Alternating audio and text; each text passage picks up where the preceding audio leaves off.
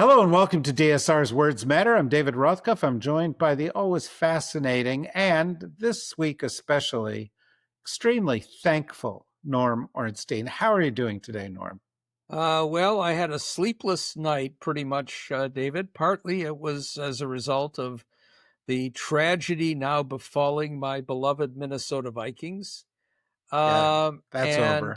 Move uh, on. yeah, then there's the state of the world. But, I am thankful that Donald Trump uh, just masterfully ended, as he said, the incipient war between Cambodia and Armenia. Well, Um, that's a relief. Do and, you know that's think, very hard for those Cambodians, uh, given how far away Armenia is. well, those drones would have to travel a hell of a distance. But he said it could have been devastating. And he's right about that. So, Well, it's true. Fortunately, our country right now, I feel very safe because we are being protected by a bunch of military masterminds. And I give you two examples that you can respond to both. On the one hand, they do seem to be on the verge of launching a war against a country that we have no reason to be going to war against, Venezuela. And on the other hand, Pete Hegseth, who you may recall as a drunken frat boy, um, and uh, sexual predator. and sexual predator, seems intent to getting into a scrap with a certified American hero, Senator Mark Kelly, ex astronaut. And it's just like this guy, literally, this guy could not do more things wrong at once than they're currently doing. But perhaps you could share your thoughts. There's one word, of course, that explains the incipient war with Venezuela. And I should note as an aside, I'm just so hoping at some point one of the members of the White House press corps will ask Trump, um, what are you going to do about the war with Fredonia? And he will answer that I'll get back to you on it. I'm on it. But, and for those who don't know, Fredonia was the fictional country in the Marx Brothers Duck Soup, which is all about going to war. And there's Also, a very good song, Hail Fredonia, Hail which to Fredonia. And it's also the movie in which one of the most famous phrases, often bastardized by people, uttered by Chico Marx. Who are you going to believe, me or your own eyes? And not me or your own lying eyes, which is often referred to, but me and your own eyes. well, Anyhow, you also properly pronounced his name as Chico as opposed Chico. to Chico. It's another mistake a lot of people make. I when I was very young, I was captivated by the Marx Brothers, and I read every biography of the brothers. And many don't know Groucho Marx. The name came from a grouch bag, which was something that people would wear around their necks instead of having a wallet or a purse, so that they could hide their valuables. But that aside, Harpo's name obviously well known and what it comes from. Um, all of that aside, what Pete Hegseth is doing is among the most disgusting and stupid things done by this administration. But the number of incredibly disgusting and stupid things keeps mounting by the day. And we can't let this go by, David, without noting that we're getting some post-mortems on Doge, which is still theoretically scheduled to last for another 8 months, but is now effectively dead. And we had, of course, Elon Musk promising that by the end of 2026, they will have saved $150 billion. It now appears that spending is even higher. But the one big thing they did do was to eliminate the Agency for International Development, effectively eliminate it. And we now know at least 600,000 people, two-thirds of them children, have died as a result. I'm going to come back to Marco Rubio's culpability in all of that. But you take what Hegseth has done, going after, as you said, a genuine American hero, Mark Kelly, a war hero, an astronaut, married to the wonderful Gabrielle Giffords.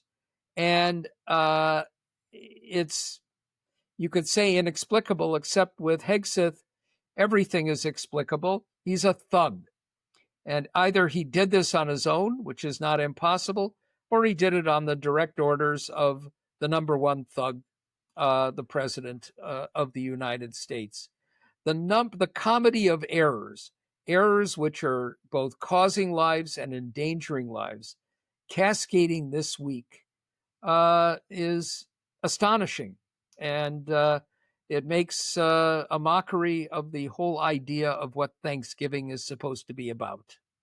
Well, Thanksgiving here, Norm, is supposed to be about us giving people things to be thankful for.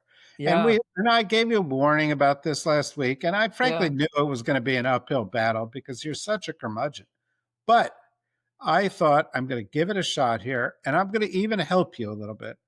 Because Norm, for the past, I don't know how long, 10 years, every time I talk to you, you're railing about Donald Trump. You're railing about how he's destroying America, railing about how he's undermining our government and our democracy. And you've got a point. I agree with you on all those things. But here's the thing.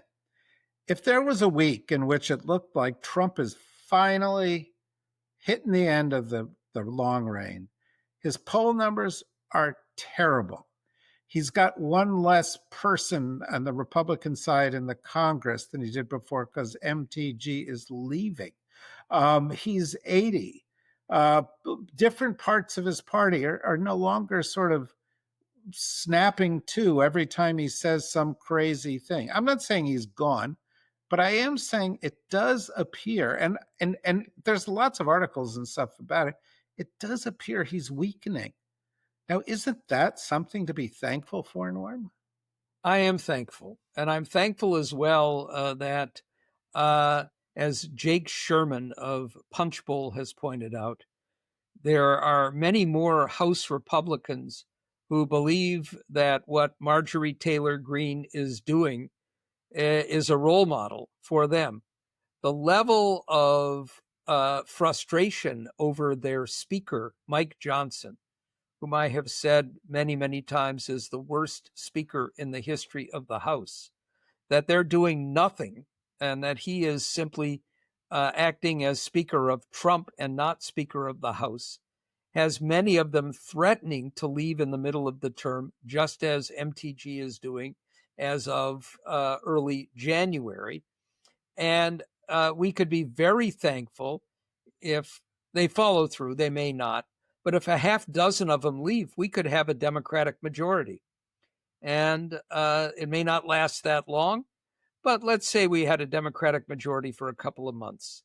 The first thing I would do, being very thankful for all of that, is to have a hearing in which I would have a witness, and that is the former head of the Southern Command, who left clearly because he questioned the illegality of these murders occurring off the coast of Venezuela and apparently at least once in the territorial waters of Colombia, of fishermen and others in small boats who could not possibly pose a threat to the United States. And now we have this brouhaha, which is the cause of the threat against Mark Kelly to bring him back to active military service and then court martial him and try and get him hanged for sedition. But to point out the reality of what the military, Uniform Code of Military Justice says about obeying illegal orders, and to point out that it's not just members of Congress who have highlighted this, but key people in the military. We could be very thankful if something like that happened.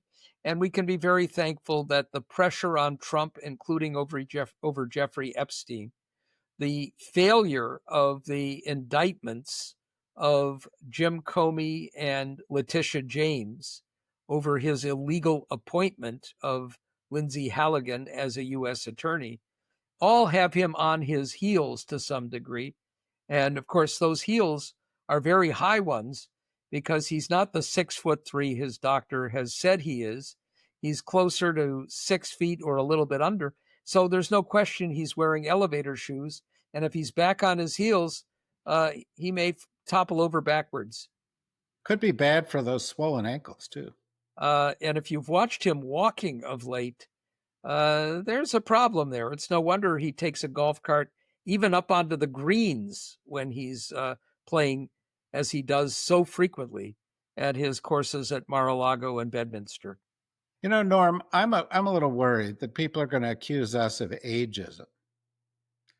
Well, if anybody has standing, it's us. Yeah, barely. If any of us can barely That's stand, right. That's and it's us. But you know, I think the big story of the week is, you know, whether Trump's coming undone. You know, all the evidence says yes. There is no evidence, and you know he's just trying to do something to get to change the subject because all the news is bad. And you know, I mean, you talk about a Ukraine deal. Well, okay, we're a long way from a Ukraine deal. Russia hasn't accepted anything. Russia, even when they sign deals, doesn't act on you know the deals. They break the deals. You know, there are a lot of fine elements to the you know little fine details that have not been resolved yet. But he's kind of saying, "Hey, look over here! Look over here! I've got this thing! I've got this thing," because nothing's working. You know, Yeah. Let me reflect for a minute on this Russian deal, so called. So we have Trump saying, um, Steve Witkoff, my son in law, Jared Kushner, who he had promised would play no role in the administration, and Marco Rubio cut this deal. And if Ukraine doesn't sign on by Thanksgiving, we're cutting off not just the rest of our aid, but all of our intelligence. Then we find out that, one, it appears clear that this deal was written in Russian and then translated into English with awkward phrasing that is clearly from the Russian. And two, that Marco Rubio called a succession of senators, many of whom were at the Halifax Security Forum, including Republican Mike Rounds of South Dakota, and said, look, this is not really a plan. This is what Russia has proposed, and we're going to look at it, but this is only Russian talking points. Then, because that completely contradicted what Trump and many others had said, Marco Rubio and the State Department come back the next day and completely reverse themselves and say, no, no, no, it's a plan. We put it together, and Ukraine was also involved. The lies upon lies upon lies. And I just have to say, as I have many times before, there are few people more contemptible in this world than Marco Rubio. Marco Rubio is an empty shell with no soul and no moral core whatsoever, who would openly lie about this Russian document because Trump told him, no, don't embarrass us any further. And let me circle back to Doge, because when Doge blew up AID, they put Marco Rubio, Secretary of State, in charge, and he presided over the cuts that have resulted in perhaps 400,000 children either starving to death or dying of deadly diseases that were preventable because we cut off their medicines. And now he's lying about Ukraine and Russia.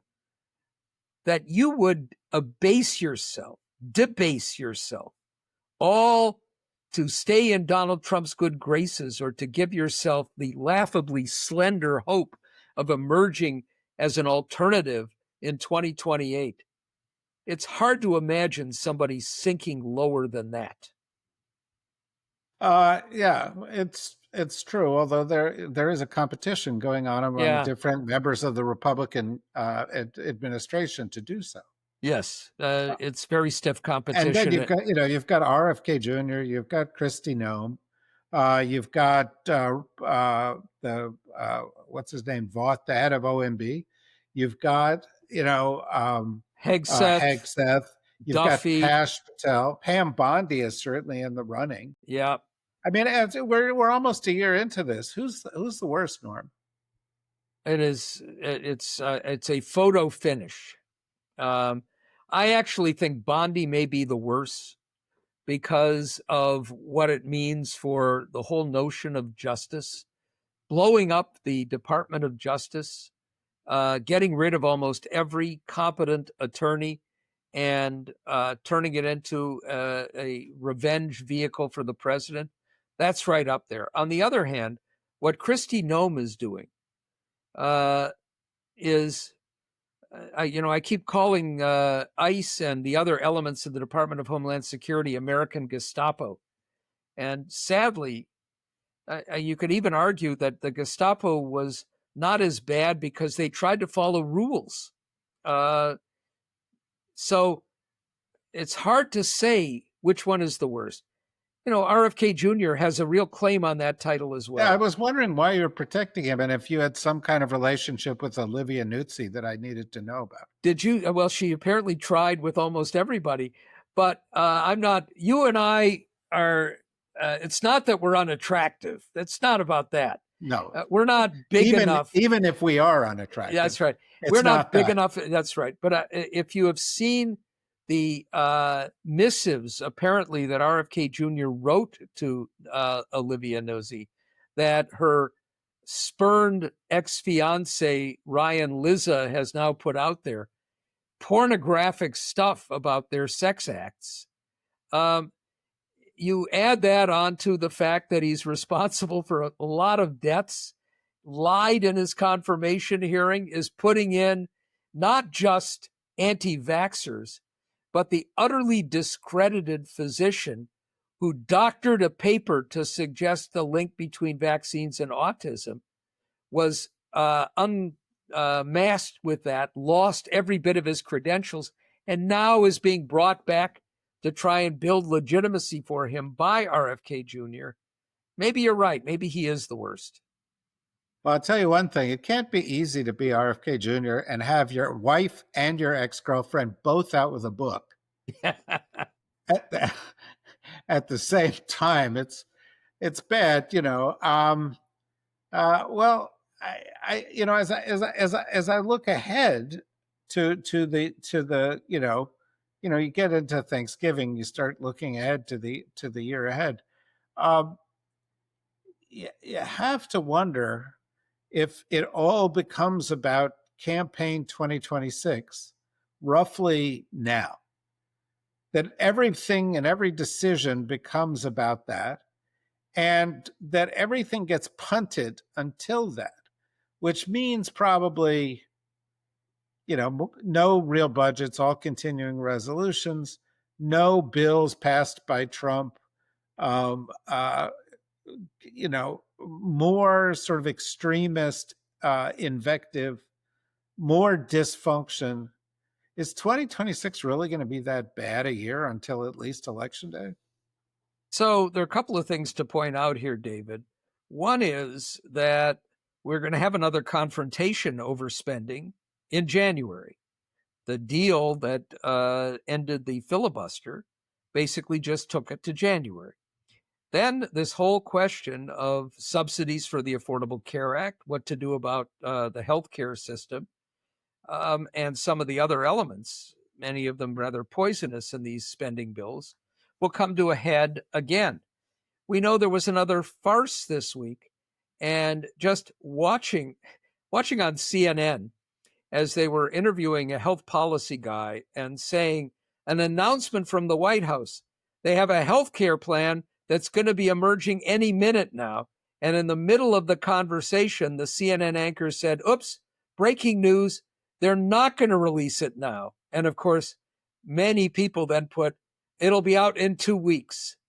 And what happened here apparently is that Trump, trying to cut a deal, took the advice of some of the less radical Republicans like Don Bacon and said, okay, here's what we'll do. We'll extend the subsidies for 2 years. We will put on income limits. We'll come up with a plan to try and reduce fraud, such as it is, which is a perfectly acceptable plan. And then Mike Johnson, the Speaker of the House, said to the White House, you can't do that. We won't have a majority of Republicans supporting it. So we have even more of a farce there.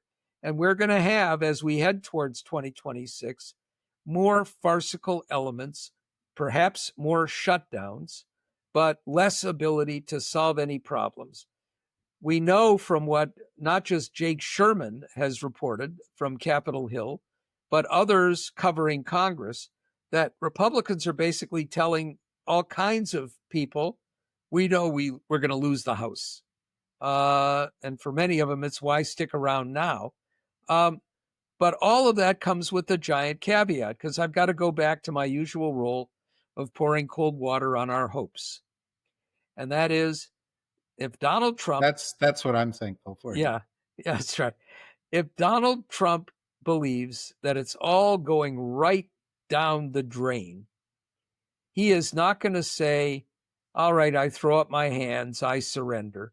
He is going to double down on every effort he can to destroy the elections, make them illegitimate, suppress votes, arrest potential voters, jettison ballots. And he has an attorney general who will go along with any of that. He has in the Justice Department prime election deniers from 2016 and 2020 now in positions of authority to deal with the election.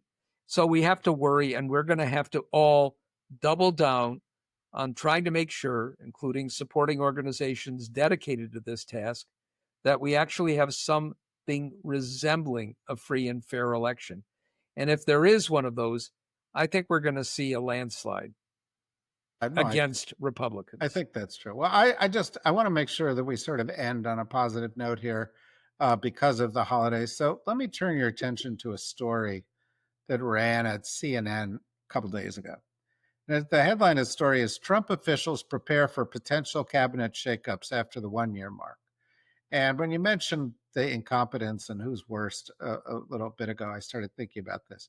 Among the people they say are in the crosshairs, Kristi Noem at DHS, Chris Wright, the Secretary of Energy. I bet you didn't even know he was Secretary of Energy. Pete Hegseth, potentially also um, uh, um, Got to be Kash Patel has to be in that list. well, they don't have Kash Patel on the Ugh. list. But Tulsi Gabbard was on the list. Of course, Trump's going to make a move pretty early, said today in the news, perhaps as early as Christmas, to replace the Fed chair. This Trump administration, and let's give him credit where it's due, has been much more stable than the first Trump administration. And so I'd love to hear your comments on this, but lead off with what I think is the least discussed topic in Washington, which I just find kind of an amazing topic. That's the stability of this administration. And the fact that if you went to a room of 100 people at a restaurant in Washington right now who were not insiders and said, who is the White House chief of staff? The second most powerful person in the whole world, they wouldn't know. And I would have to say, Susie Weil has done something. I've been in Washington 35 years almost, something I just can't even believe, which is she's got left no fingerprints. She's like running the country and nobody ever talks about her. Don't you find that amazing? I've reflected upon that privately many times.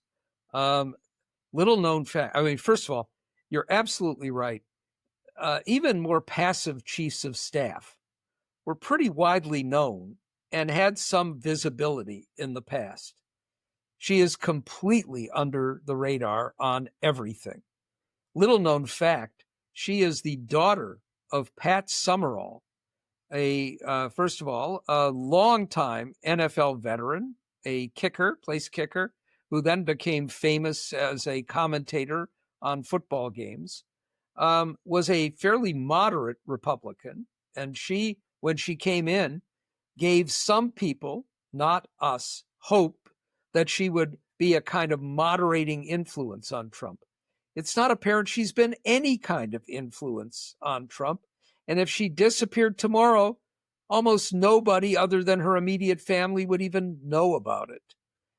Now, you're right in the sense of the stability, although, it's 1 year in, or it will be 1 year in, and we will see, I suspect, some significant shakeups here. But while I will applaud if Kristi Noem and Chris Wright and these other miscreants leave, and it may be that the Senate, as it approaches an election that potentially could be a part of that landslide, will dig in a little bit more and not confirm the people who would be probably just as bad that Trump will nominate in their stead.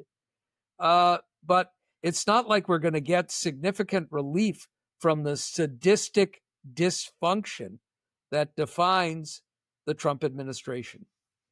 No, that's true. The article mentioned as somebody waiting in the wings, soon to be ex governor of Virginia, Glenn Youngkin, pretty despicable character.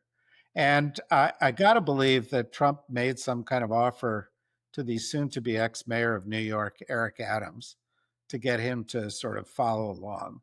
And who knows, what other kind of creeps are lurking out there. Um, does Andrew Cuomo want a job in the Trump administration? Uh, but there could be some change, but probably less than we would have predicted at the beginning of the year.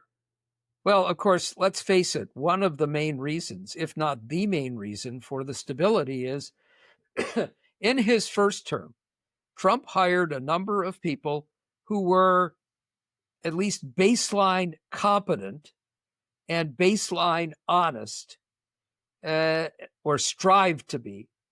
And he got rid of those people as soon as he possibly could. And the lesson he learned from all of that for the second term was, I only want people who will do anything I ask of them, no matter how despicable. And most of these people have done just that. So they've doubled down on the despicable activities, and he's been grateful for that. And he knows that if he tells them, kill somebody in broad daylight on Fifth Avenue, they will do so without a second's thought. So it's the loyalty that has kept them in office. But for some of them who appear to have been quite loyal, that may not be enough. All right, last question. Who are the Democrats you are most thankful for right now? I am thankful for some governors, including some who would not have been on my thankful list in the past, like Gavin Newsom. But I'm thankful for J.B. Pritzker. I'm thankful for uh, Josh Shapiro.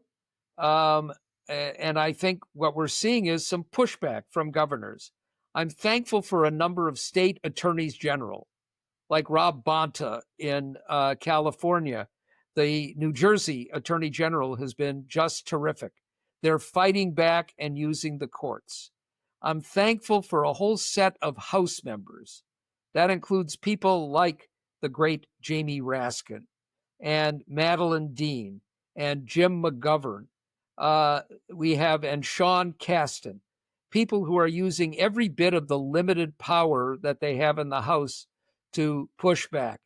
So there are Democrats in office, and a number of them, of course, out of office, who are doing everything they can, both to limit the damage. I'll throw Mark Kelly in here, obviously, as well.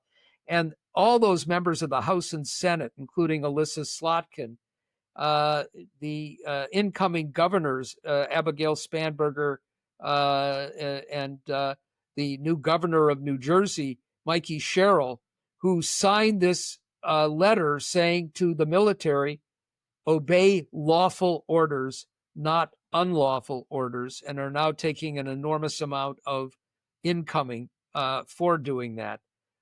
For those who are standing up, not treating this as business as usual, using every bit of the bully pulpit or the authority that they have, good for them. I wish there were more like that.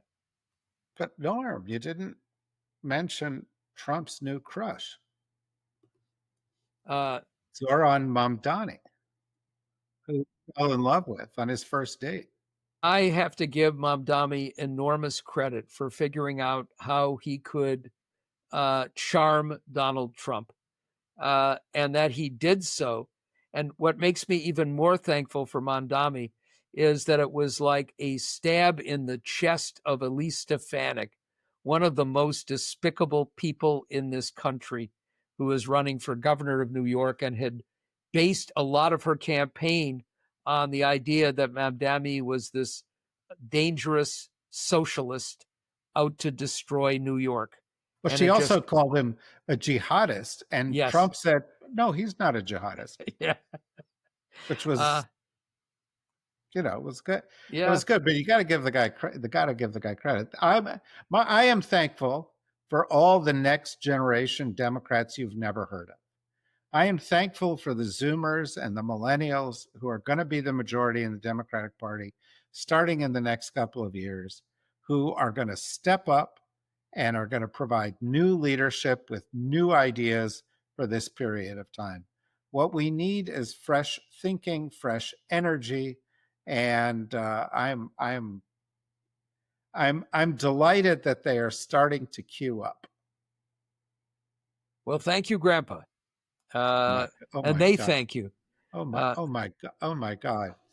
First of all, ladies and gentlemen, I am much younger than you're much Norm. younger than me. It's I true. am much younger. Secondly, look at me. If you're watching on YouTube, look at me. How dare they? How dare he? You know why we're like this? Because some one of you out there sent a picture saying, "Oh, I like Norm and David," or probably I like Norm and the other guy, whoever that No, is. no, it's Norma And David. and then put up a picture of those two old guys from the Muppets and said, "However, they look just like these two guys." And it's like, really? Really? That's not how I feel I look. No, no, no, no. But Norm is You like, yeah, know, we're more like Bert and Ernie, actually. yes. That's I feel much Yeah. closer to Yeah, I'm Bert. probably more like Oscar the Grouch at this Yeah, point too. yeah. So Well, I'm like one of those, or yeah, rubber duck, or yeah, Kermie, or somebody. But anyway, yes, look, we're glad that they came in, but let's this not be the beginning of a trend, okay? yeah, Let's not have people sending in pictures of mummies or other desiccated yeah. antiques. Like Um, Trump. yeah, Yeah. like Trump. Yeah, please, please. It's Thanksgiving. Yes. Have a little generosity of spirit. And for me, I'm thankful for you, Norm. I'm very thankful for you, the chance to do this therapy each and every week. For all our listeners, I'm not so thankful for you as listeners that I don't suggest you go to the DSR Network .com and go to membership and take advantage of the fact that for the next week or so, it's half off. So you could actually get a membership Whoa. for half price.